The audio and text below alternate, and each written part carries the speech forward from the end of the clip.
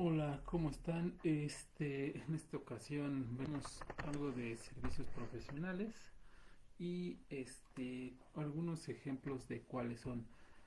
Y asimismo, estos deben hacerle cuando sea el servicio prestado de persona física a persona moral, la retención de el 10% como bien establecido en el artículo 106 quinto párrafo de la ley del impuesto sobre la renta. Entonces algunos son servicios de contabilidad, legales, auditoría, ingeniería, consultoría, sanitarios, publicidad, marketing, arquitectura, psicoterapéuticos, servicios psicoterapéuticos, consultas médicas, de selección de personal y de logopedia. Estos son para tratar la tartamudez. Y siempre que sean a persona moral deben de llevar una retención del 10%. Siempre que sean servicios profesionales. No confundir con el régimen simplificado de confianza y tampoco no confundir con actividad empresarial. Entonces, estos deben de llevar su retención de ISR. Ya después se analizará el IVA en su conjunto, las retenciones que debe de llevar y cuando son servicios al Estado o más bien gobierno federal debe de llevar la retención de IVA del 100%, pero eso ya se verá en su momento. Bueno, son algunos ejemplos, el fundamento donde viene, el monto a retener y lo que se debe de hacer sobre la base. Ahora, es muy importante que, que se hagan estas retenciones a persona moral. ¿Por qué? Porque se le puede causar un perjuicio a esta. ¿En qué sentido?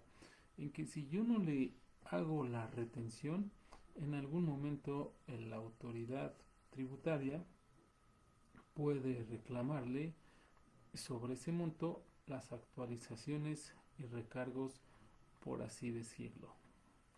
Entonces es importante que siempre vengan y aparte también es un beneficio para la persona física ya que le ayudan a la reducción de impuestos en sus pagos provisionales, así como el anual. Y bueno, como colación o parte de eso, ese código,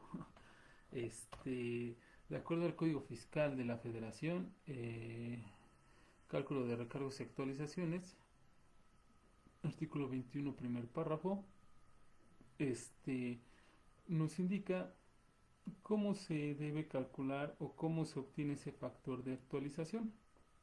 Por ejemplo, el monto de la contribución a aprovechamientos por el factor de actualización igual al monto de la contribución o aprovechamiento por tasa de recargos y recargos a pagar.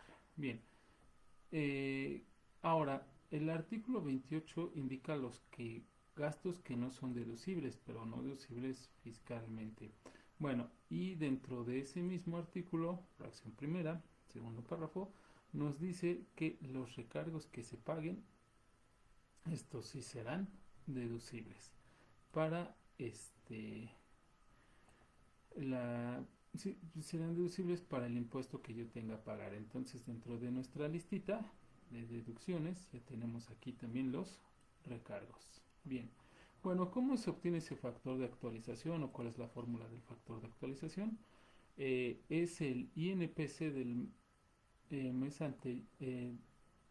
anterior al mes en el que se pague la contribución a aprovechamiento sobre el INPC del mes anterior al mes en que se debió hacer el pago. Por ejemplo, yo aquí tengo un monto de contribución a aprovechamiento por ISR retenido que no pagó en su momento la persona moral o bien no se le facturó y ya se lo están cobrando. Hay que actualizarlo. Bueno, aquí tenemos que debe de ser el INPC del mes anterior en el mes en que se pague la contribución. Y y el INPC del mes anterior en el que se debió hacer el pago. Bueno, En este caso, yo aquí ya está formulado. Aquí tengo la tabla de INPC, puse una de 2019-2024. Aquí vienen colocados los meses y viene cada uno de los INPCs. Estos se publican en el diario oficial de la Federación los primeros 10 días de cada mes. Ahí los van a encontrar. También hay diferentes páginas que cargan esta información. Entonces ahí se pueden ver, nada más es corroborar que la información sea cierta. Bueno, entonces aquí yo tengo una fecha de pago contribución que debió haber sido el 17 de junio. Por lo tanto, mi NPC, de acuerdo a la fórmula que yo puse aquí, índice coincidir, esta fórmula, ¿qué es lo que va a hacer? Bueno, me va a buscar información dentro de esta rango de información de acuerdo a los meses y los años que tenemos acá. Para eso yo utilicé índice de manera sencilla, si lo queremos ver así, es o me va a aportar o me va a indicar el resultado que yo deseo. Y con coincidir hace una fórmula parecida a buscar. Entonces, cuando yo utilizo ambas, me va a regresar un resultado. ¿Por qué? Porque índice, como aquí especifica, me regresa un número de fila o un número de columna. Para que yo pueda cambiar esa información, bueno, para número de fila y número de columna utilizo las fórmulas de coincidir. Y al momento me va a regresar la información deseada o los datos que yo necesito. Y antes de poder formular o hacer cualquier fórmula dentro de Excel, es primero primordial conocer cómo está integrada mi información para saber cómo voy a estructurar mis fórmulas. Acá también se puede utilizar un buscar V con matrices o un buscar X, que ya veremos más adelante, pero de momento está la fórmula más sencilla de utilizar. Lamentablemente la fórmula índice no viene en la versión web, entonces estamos aquí en la versión de escritorio para Excel. Bueno, asimismo se utilizó la función de texto y mes. ¿Para qué?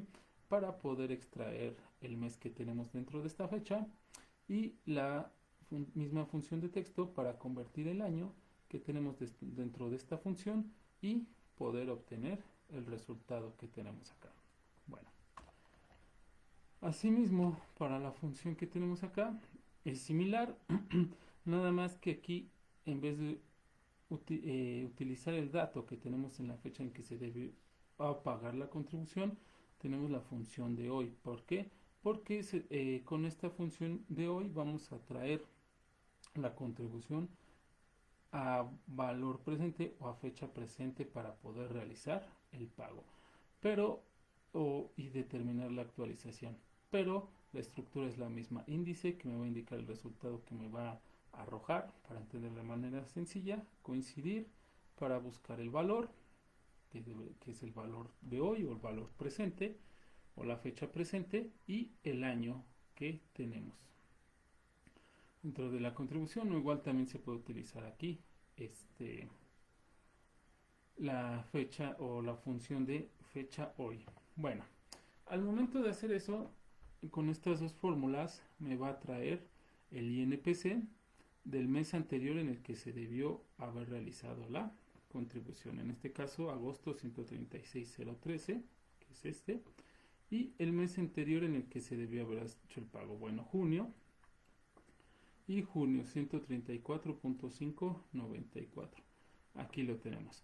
Al momento de dividir ambas, me va a dar un factor de actualización de 0.11. Bueno, ok, aquí yo ya tengo el monto de la contribución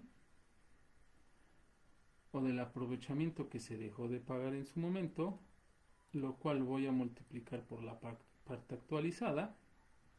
Me va a dar el valor de 13 pesos. Lo sumo y la contribución actualizada ya cambió de 2.204 a 1.217. Bueno, ahorita no es mucho, pero si han transcurrido varios años, varios meses y el monto es mayor, bueno, esto se vuelve insufrible e impagable. Asimismo, aquí viene una función un poco larga con un si error que de acuerdo a los datos que yo tenga acá me va a mandar los meses para poder corroborar que la información esté correcta.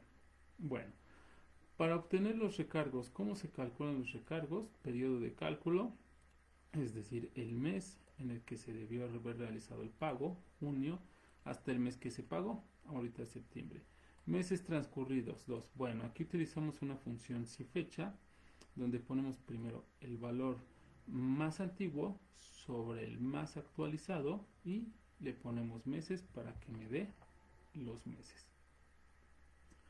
Bien, la tasa de recargo siempre va a ser de 1,47 y lo voy a multiplicar por los meses y me va a dar que mi tasa es de 2,94. Bueno, esa misma tasa la paso para acá, la divido entre 100 y lo multiplico por la contribución actualizada, no sobre la base que no se pagó. Y una vez que hago eso, me da el importe de los recargos. Y al momento de sumarlos, ya los recargos más la parte actualizada, me dice que ahora debo 1,252 pesos. Bueno, es así como se obtienen los actualizaciones y recargos para todos los montos de contribución, para los montos, contribución o aprovechamiento que no se pagaron en su momento. Hay que tener mucho cuidado con esto, porque esto, aparte de las actualizaciones y recargos, puede derivar en multas. Espero que haya sido de su agrado y poco a poco iremos viendo más casos. Tengan un excelente día.